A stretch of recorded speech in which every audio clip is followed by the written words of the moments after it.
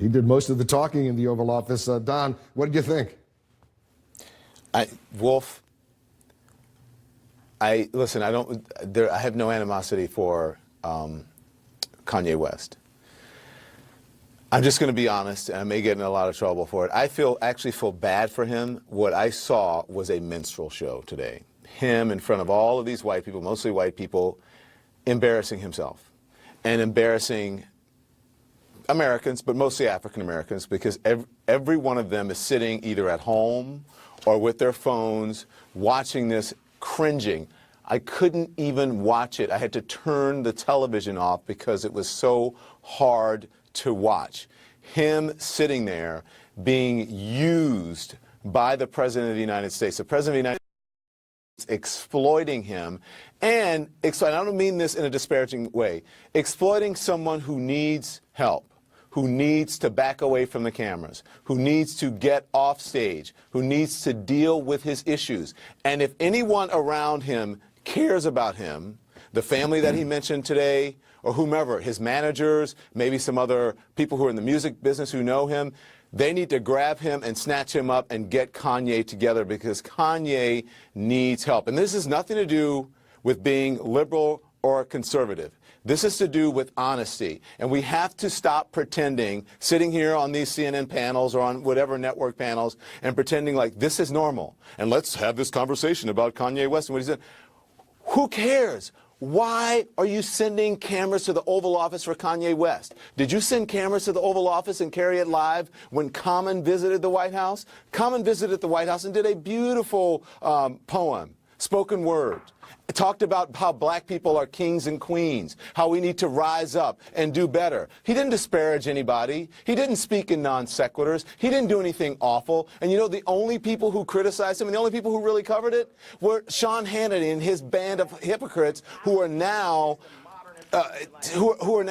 applauding Kanye West, the same people that many in that group called the N-word because of Taylor Swift and because of George Bush. And now all of a sudden, he is the person who represents the African American community. He doesn't. We need to take the cameras away from Kanye and from a lot of this craziness that happens in the White House, because it is not normal, and we need to stop sitting here pretending that it's normal. This was an embarrassment. Kanye's mother is rolling over in her grave. I spoke to one of her friends today, or texted with one of her friends today from Chicago, Donda's friends. I used to live there. I know him. She said Donda would be embarrassed by this. She would be terribly disturbed by this. And Kanye has not been the same since his mother died. He kept talking today about, I put the hat on and the hat made me feel strong, and wearing a cape. He needs a father figure. He needs someone to help him and to guide him, and he needs a hug more than anything. Kanye, back away from the cameras, go get some help, and then come back and make your case. Nobody, if you want to be conservative, if you want to support Donald Trump, that is your business. But as you're doing it, have some sense with it. Make sense. Educate yourself. You know, Don, we just played a 1-minute clip of that exchange. But it really went on for more than half an hour if you watch the whole thing. Talking about hydrogen, the last time we really talked about hydrogen seriously, you remember that? The Hindenburg. So Kanye, come on, man. Like, stop embarrassing yourself. And it's not even that. We're doing it because everyone wants to watch him. We're watching someone's demise in front of our eyes. And the president as well. The office is sacred. Can you imagine if President Barack Obama had Kanye West or any rapper or any person, entertainer in the Oval Office who said MF? Can you imagine? Everybody's heads would be exploding, not just over at Fox News, not just the conservatives. Everybody's heads would be exploding, saying, what's happening? And this is not the first time that Donald Trump has denigrated that office. He brought Ted Nugent in, who said some very disparaging things about the former president. And you Google it and you'll see. Had him there in the Oval Office. So this is not the first time that he's had someone that denigrates that office, that didn't live up to the respect of that office in there. And today was another example of that. He is disrespecting the Oval Office more than Kanye did, because he invited Kanye in and exploited it. All right. David Swerdlow, what do you think? Okay, so I think Don is on to something, Wolf, and I just want to focus on one little piece of what Don said, because there's one data point I just want to drill down on, and that is this. Look, Don said, if Kanye West wants to be conservative, he can be.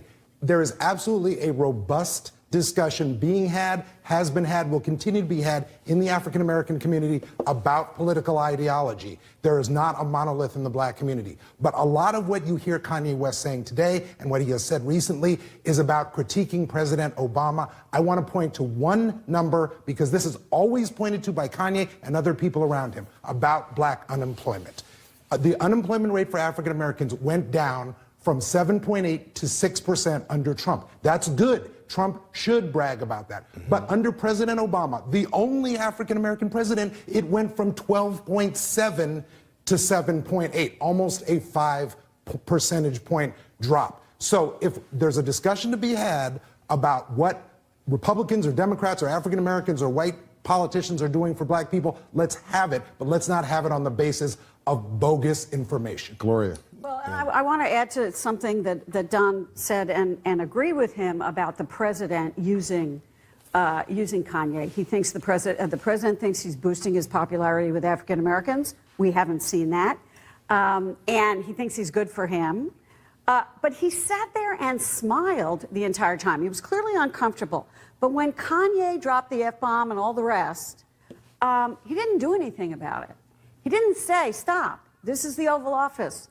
We don't do that in the Oval Office. And this also happened on a day when you had thousands of people